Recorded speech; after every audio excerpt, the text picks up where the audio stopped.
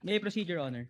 Before that, Ma'am Gina, you are going to continue with your testimony sa pamamagitan ng cross-examination ng counsel for respondent sa ilalim ng pareho pa rin po niyong pinanumpaan nung nagsimula po kayong tumistigo. Naunawaan niyo po yun? Opo, Your Honor. Okay. Attorney Lindon, your witness for your cross-examination. With the permission of this honorable court. Good morning, good afternoon, Ma'am Gina. Good afternoon po. You mentioned that you were the special disbursing officer of Davao City. And this is from 2018 to 2022, correct? Opo, Your Honor. And the mayor then was Vice President Sara Duterte. Opo, Your Honor. When you were SDO of Davao City, your duty pertained to disbursing confidential funds appropriated for Davao City, correct? Hindi ko maklaro ang Noon pong SDO kayo, ang duty nyo po ay ang pag-disburse ng confidential funds para sa Davao City, tama po? Tama po. And you also prepared and submitted liquidation documents during that time, correct Yes, po? tama po. And when you were SDO of Davao City, there is no audit observation memorandum issued by the Commission on Audit against you, correct? Wala po. And when you were SDO of Davao City, there is no audit observation memorandum issued by the Commission on Audit against then Mayor Sara Duterte, correct? Wala po. There's likewise no notice of suspension issued by the Commission on Audit against you, correct? When you were Wala. And there's no notice of suspension issued against then Mayor Sara Duterte, correct? Wala po. Wala rin pong notice of disallowance Wala po. laban sa inyo, wala po. Wala po, Your Wala rin Honor. pong notice of disallowance laban sa kay dating Mayor Sara Duterte, tama po? Tama po, wala. And the Commission on Audit did not reopen any audit for confidential funds of Davao City, correct? Correct po. Your Honor, sorry, but I have to Answered, Your Honor. interject a continuing objection to this series of questions. May I state my ground? I think I know what your ground is, counsel, but you may do so for the Your record. Honor, magically, now this witness remembers what happened in Davao. Kanina, when the prosecution was asking her, sabi niya, Counsel is hindi niya testifying, maalala. Your Honor. Wait, incompetent. Put It's- in record. Counsel is testifying. Your Honor. Maybe we That must strike, objection Your is Honor. objection is overruled, counsel. Counsel may proceed. And when you were SDO of Davao City, it is the joint circular which is already in effect, correct? Yes po. And you are aware of the requirements of the joint circular regarding your functions as the special disbursing officer. Yes, Your Honor. You mentioned also that you were the special disbursing officer of the Office of the Vice President for its confidential funds from Q4 of 2022 until Q3 of 2023, correct? Correct po, Your Honor. And similar with your tasks in Davao City, you also prepared the documents for liquidation. Opo, Your Honor. As SDO, you were not part of any confidential operations of the agency, correct? Yes, Your Honor. You have no experience in confidential operations. Wala po akong experience niyan, Your Honor. You do not know how confidential operations are done on the ground. Wala po akong alam niyan, Your Honor. You have not undergone any formal training regarding confidential operations or activities. Wala po akong training na ganyan. You are not aware of the operational security required when it comes to confidential operations, correct? Yes po. Wala po kayong military background. Wala po akong... May law enforcement background po ba kayo? Ano po yun? Do you have a law enforcement background? Wala po ako niyan, Your Honor. When you were SDO of the OVP, you have no authority to access security information, correct? Yes po. Wala rin po kayong authority to access classified information. Yes po. You were not also given any security clearance in the Wala. OVP. And because you were already the SDO of Davao City, you remain familiar with the joint circular, correct? Familiar po a little, Your Honor. The joint circular does not require you, an SDO, to be personally involved in the agency's confidential operations. That's misleading, Your Honor. It's clearly in the joint circular that's the job. That's the job of an SDO, to disperse confidential funds. Your Honor, the prosecution also inquired as to the contents of the joint circular. Oh, that's I'm why- examining the witness, Your Honor. If there is such a provision. The question is misleading. Witness may answer she knows. I'll allow it, counsel. Gina, kindly answer the question. The joint circular does not require you, an SDO, to be personally involved in the agency's confidential operations on the ground. Wala pong sinabi ang circular, Your Honor. Wala rin po bang sinabi sa joint circular na kailangan may experience kayo pagdating sa confidential operations? Wala din, Your Honor, sa akong pagka-understand. May nakalagay rin po ba sa joint circular na kailangan may kaalaman kayo kung papaano ginagawa ang confidential activities? Wala ko naka-encounter ana, Your Honor, sa GC. Nire-require din po ba kayo ng joint circular na mag-undergo ng formal na training para sa confidential activities? Wala, Your Honor.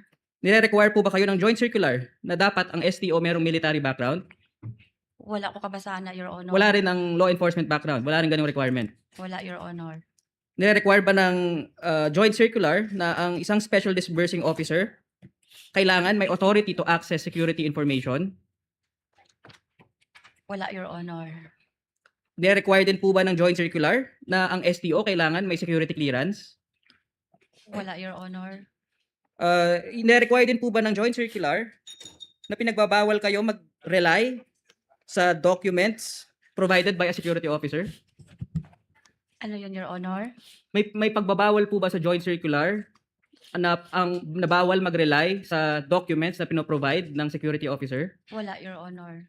The requirement of the joint circular is that a special disbursing officer must be a regular or permanent employee of the agency, correct? Opo, Your Honor. And you are a regular or permanent employee of the Office of the Vice President. Tama po ba? Tama po, Your Honor. O terminus po, Your Honor. And the joint circular provides that it is the SO who must have access to security information. Tama po? Tama po, Your Honor. And ito rin po ba ang dahilan kaya ang SO, ang security officer, ang kailangan mag-implement ng confidential operations ng ahensya? Sa ako ang pagsabot sa GC, Your Honor. At ang security officer po, ang nag-designate dito ang head of agency, tama? Yes, ang head of agency, Your Honor. Yun din po ba ang dahilan kaya kinailangan nyo ang inputs o guidance ng security officer in preparing the physical and financial plan? Yes, Your Honor, kasi wala po akong alam sa sa mga operations sa ground. The OVP submitted a physical and financial plan to the Department of Budget and Management, correct? For Opo. 2022? Are you aware? Nagsubmit po ang OBP ng physical and financial plan na required po sa DBM. At ito pong physical and financial plan is in support of the OVP's request for confidential funds noong 2022. Opo. And the PFP, which the OVP submitted to the Department of Budget and Management, is also based on the good governance program of the OVP, correct? Wala ko ka-get sa question ni mo, Your Honor. Yung po bang physical and financial plan na sinubmit ng OVP sa Department of Budget and Management, nakabase rin po ba sa good governance program ng OVP? Opo, Your Honor. At matapos pong isubmit ang nasabing physical and financial plan, tama po ba na the Department of Budget and Management recommended the approval of the confidential funds to the Office of the President? Opo, Your Honor.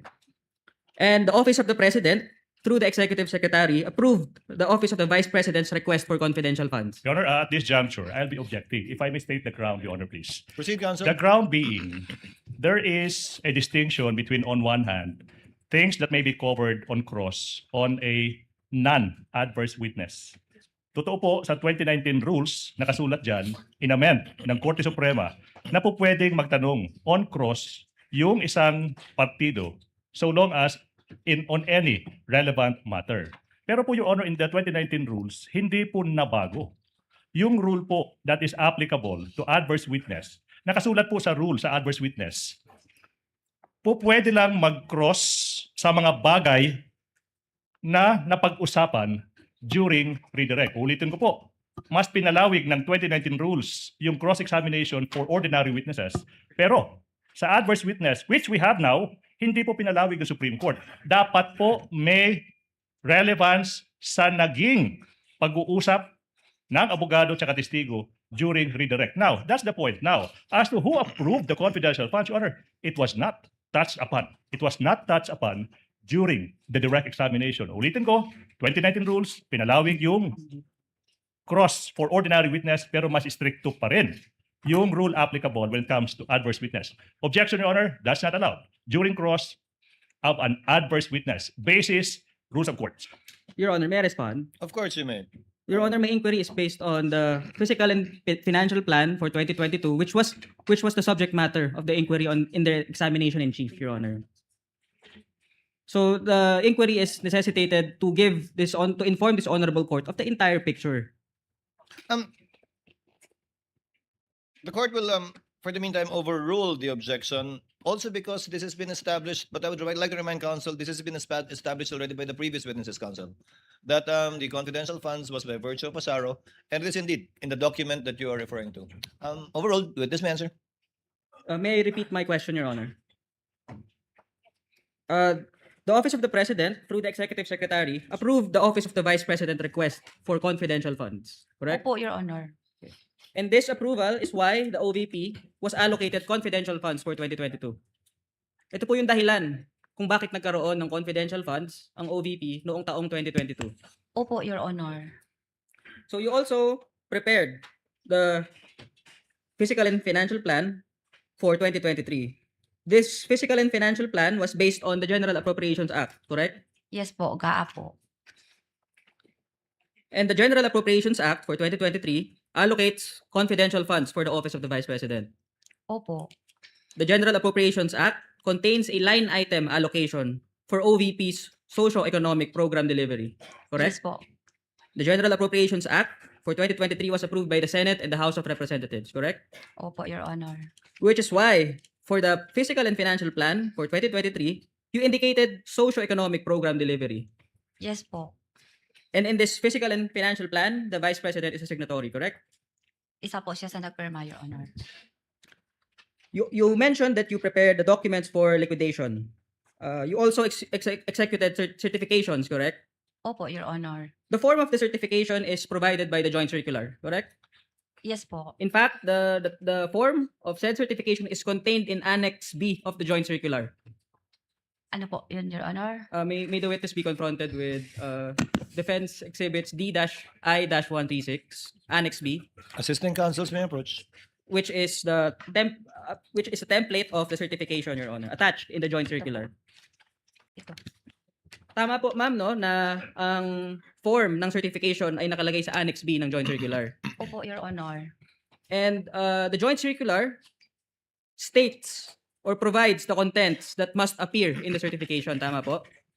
This one? Opo, nakalagay po dyan kung anong mga aligasyon na dapat naka-indicate sa certification. Tama po? Tama po. The Joint Circular does not give you any authority to alter the form it has given for the certification. Tama po? Tama po. And when you were preparing the liquidation documents, nabanggit nyo rin po kanina na you had the opportunity to examine the documents which is submitted to the COA, correct? Ano po yun? Nung pong nagpe-prepare kayo ng liquidation, nabanggit nyo rin po kanina na nakita nyo po yung mga documents na kailangan, tama po? Sa liquidation. Opo. And nakita mo rin po doon yung liquidation report, tama po? Yung mga liquidation reports kada quarter. Opo. And you were able to see that the Vice President certified that a cash advance for confidential funds was duly accomplished. Tama po ba? Yes, Your Honor. Nung habang nagli-liquidate din po kayo para sa confidential funds kada quarter, you remain in coordination with the security officer. Opo. And ito pong coordination na to pertain... Your Honor, can I object? That's not even- Yes, what is the basis of the objection, counsel? That's not even a question. There was no question. The counsel is just stating a statement and waiting for the witness to confirm. The witness, the Your Honor, counsel is testifying. There's no question. What's the basis of the... There's no question. There Ask was a a question, Your Honor. There's no question on record.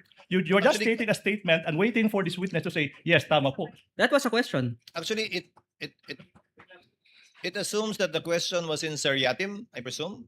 And he Yes, says Your Honor. all based on In the declarative form, Your all based on Honor. the documents submitted. A question in the And when declarative asked form? if he is correct in saying that, it is in the form of a question, counsel. But if he the court will allow it and will gladly welcome a continuing objection along these lines of questioning, counsel, Yes, to Your be Honor. placed on record. Counsel, may proceed. This coordination pertains with the security officer pertains to how confidential funds was implemented on the ground, correct? Opo. In fact, you mentioned earlier that the security officer also showed you a fund utilization report.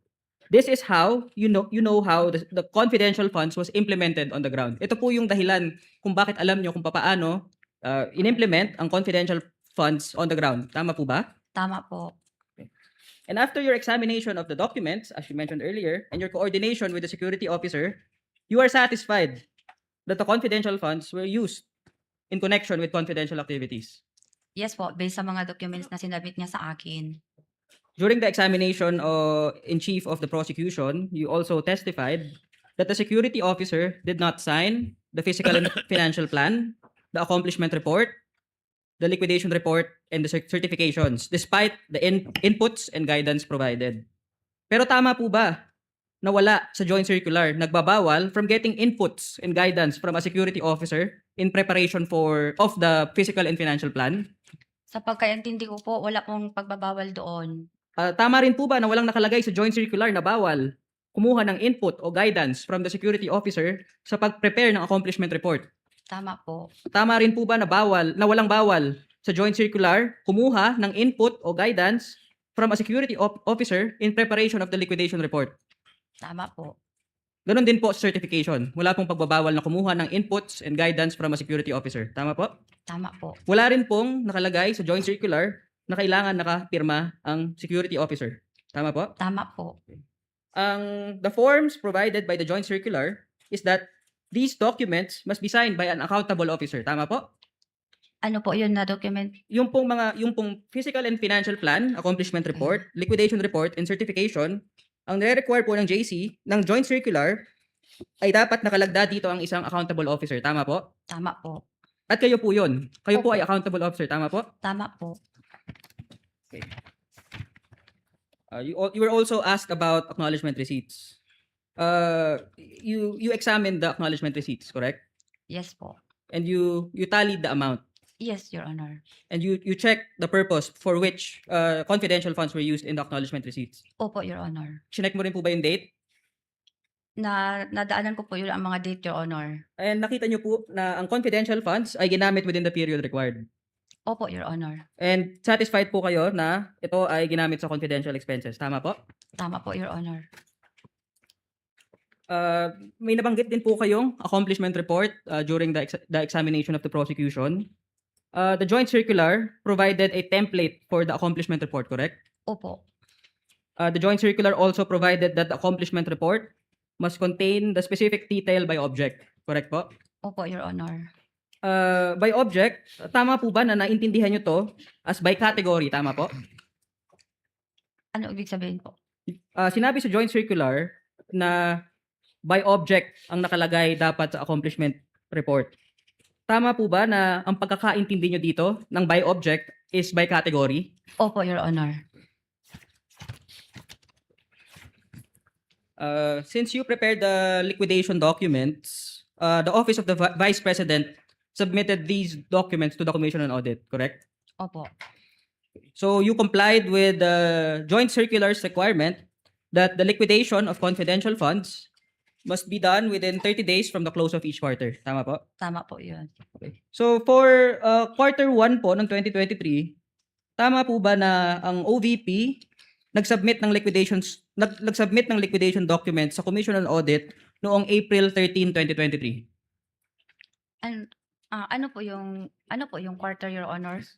May we ask that the witness be confronted with D-I-29-OVP?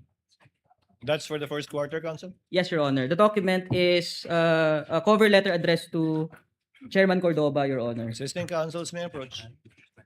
Do you confirm, ma'am, that there is a stamp received by the Commission on Audit, ICFAO, on April 13, 2023?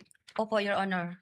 For quarter 2 of 2023, Ma'am Gina, the OVP submitted the liquidation documents sa Commission on Audit on July 13, 2023. Naalala niyo po ba kung tama ito? Nag-submit kami, Your Honor, pero di ko for the record, Your Honor, wala po yung document, Your Honor. For the record, Your Honor, we would confront the witness with Defense Exhibits D-I-54-OVP.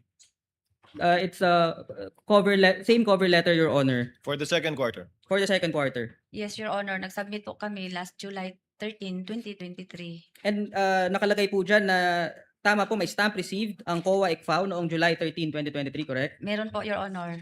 Para sa quarter 3 naman po, na liquidation, maalala niyo po ba kung kailan niyo sinubmit? Maalala niyo po ba kung tama ang date na October 26, 2023?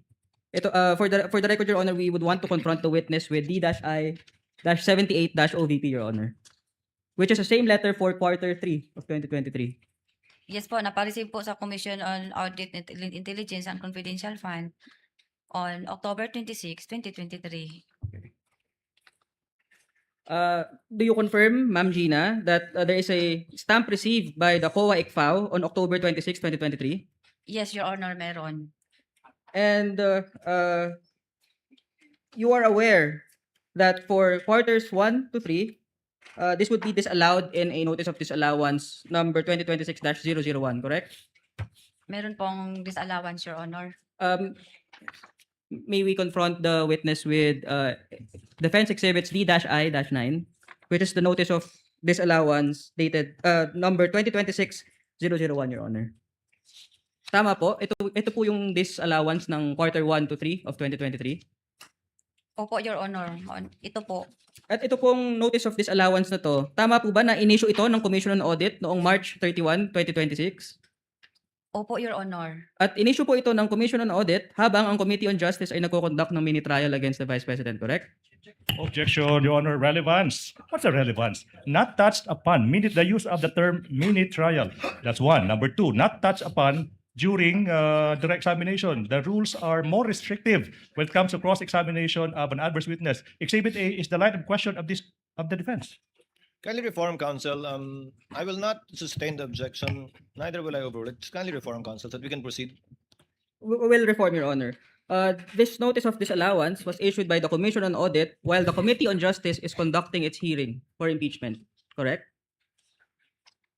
Di ko maalala, Your Hindi Honor. Pero na-receive niyo po itong notice of disallowance noong April 8, 2026, tama po ba? Yes, Your Honor. May signature po ako dito na na-receive ko po April 8, 2026.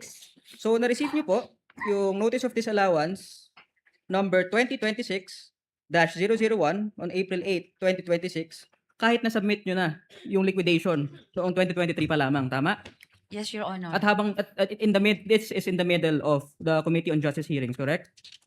Di kasi ako nakikinig sa TV at saka sa radio, Your Honor, kung mga about balita-balita, Your Honor. Kaya dili ko makasagot.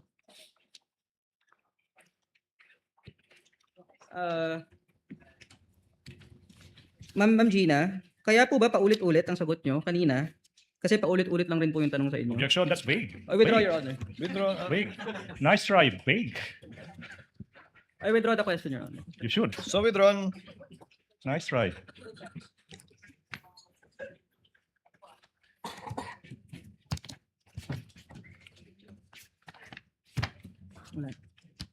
No further, No further. questions. All Your right. Honor. After you redirect with the court's permission, Your Honor, please. With emphasis on a few, counsel. Yes. You may proceed, counsel.